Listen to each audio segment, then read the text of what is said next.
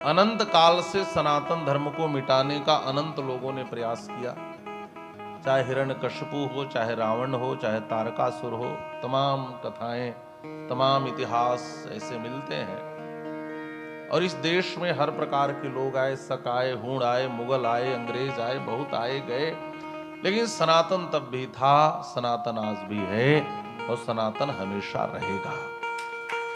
सनातन न कभी मिटा है और ना ही सनातन कभी मिट सकता है। थोड़ा विचार करें, सनातन धर्म क्या है? सनातन शब्द का अर्थ होता है शाश्वत, पुराना, प्राचीन। जो शाश्वत है, जो सनातन है, जो सबसे प्राचीन है, उस धर्म को सनातन धर्म कहते हैं। सनातन धर्म को ही वैदिक धर्म कहते हैं। अब आप इसकी गवेषणा करेंगे, इसका अन्वेषण करेंगे, इस पर रिसर्च करेंगे कि सनातन धर्म कब से है, तो सनातन धर्म का मूल आधार है वेद। इसलिए सनातन धर्म को वैदिक धर्म भी कहते हैं। दुनिया का कोई भी ऐतिह्यविद, दुनिया का कोई भी इतिहासकार आज तक वेद का काल निर्धारण नहीं कर सका कि वेद कब से हैं। दुनिया के जितने तथाकथित धर्म हैं, उनको आप बता सकते हैं कि कोई 2023 वर्ष पुराना है, तो कोई इतना वर्ष पुराना, कोई इतना वर्ष पुराना। उसके पहले उनका कोई अस्तित्व नहीं था। लेकिन सनातन धर्म कब से है, वेद कब से है, इसका कोई काल निर्धारण नहीं कर सका। अच्छा, कोई कर भी कैसे सकता है? वेद है क्या? यस्य निश्वसितो वेदाः, भगवान का श्वास ही वेद है। गोस्वामी तुलसीदास जी महाराज भी रामचरितमानस में लिखे हैं ना, जाकी सहज श्वास श्रुति चारे, जाकी सहज श्वास श्रुति चारे, जाकी सहज श्वास श्रुति चारी, जाकी सहज श्वास श्रुति चारी,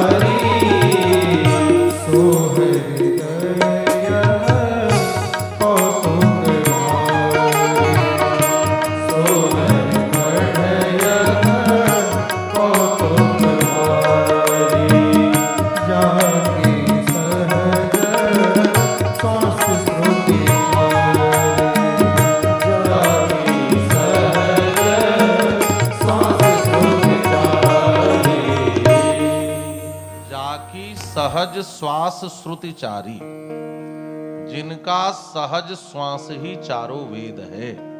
इसका अर्थ क्या हुआ? वेद क्या है? भगवान का श्वास है। श्वास आप समझ रहे ना, सांस। अच्छा, मैं आपसे पूछूं कि आपकी श्वास आपके साथ कब से है?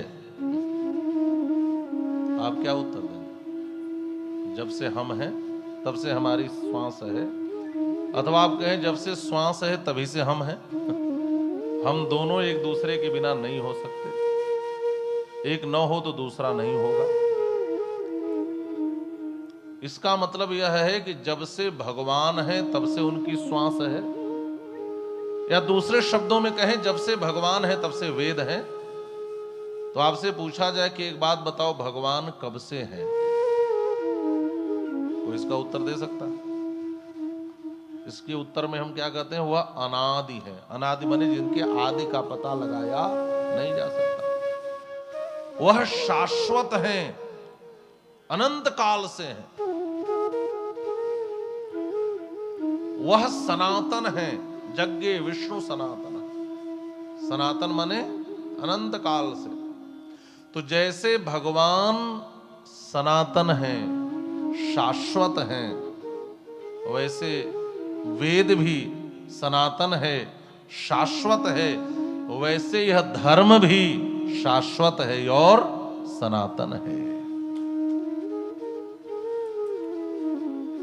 वेद शब्द का अर्थ होता है, विद ज्ञाने धातु से वेद शब्द बनता है, जिसका अर्थ होता है ज्ञान की राशि, ज्ञान का पुंज, ज्ञान का संग्रह, ज्ञान का संकलन। वेद माने होता है ज्ञान का संग्रह। वेद किसी व्यक्ति की रचना नहीं है, इसलिए वेद को अपौरुषेय कहते हैं।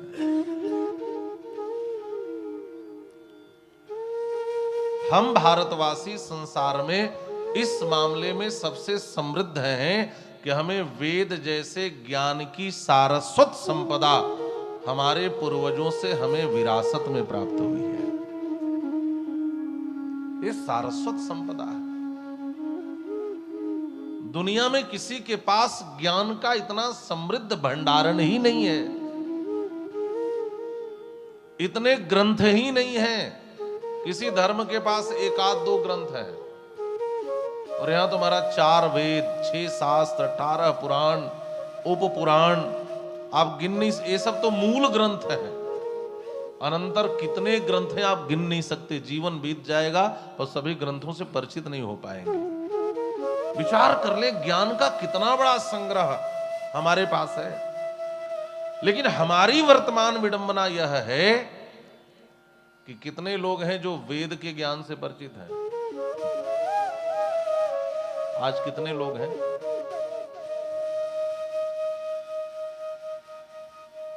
बड़ा कठिन है।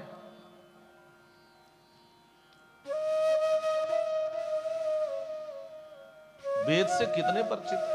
हम अल्प ज्ञानी जीव वेद के तात्पर्य को समझ भी नहीं पाए। लेकिन कोई बात नहीं, हमारे ऋषियों ने इस पर भी चिंतन किया कि वेद के सिद्धांतों को, वेद की बातों को सरलतम ढंग से लोगों तक कैसे पहुंचाया जाए। तो वेद के सिद्धांत को सरलतम करके बतलाने के लिए 2 प्रकार के ग्रंथ की रचना हुई।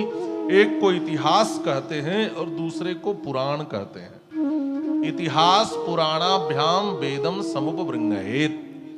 इतिहास और पुराण वेदों के समुपबृंहण के लिए है। ध्यान से समझेंगे। देखिए, वेद के भी 2 भाग हैं, एक है पूर्व मीमांसा और एक है उत्तर मीमांसा। मीमांसा माने होता है विचार, विश्लेषण। वेद पर जो विचार किया गया, वेद पर जो विश्लेषण किया गया, तो जो पूर्व मीमांसा है, पूर्व मीमांसा वह वेद के पूर्व भाग को बतलाने के लिए है, और जो उत्तर मीमांसा है वो वेद के अंतिम भाग को, वेदांत को व्याख्यायित करने के लिए है।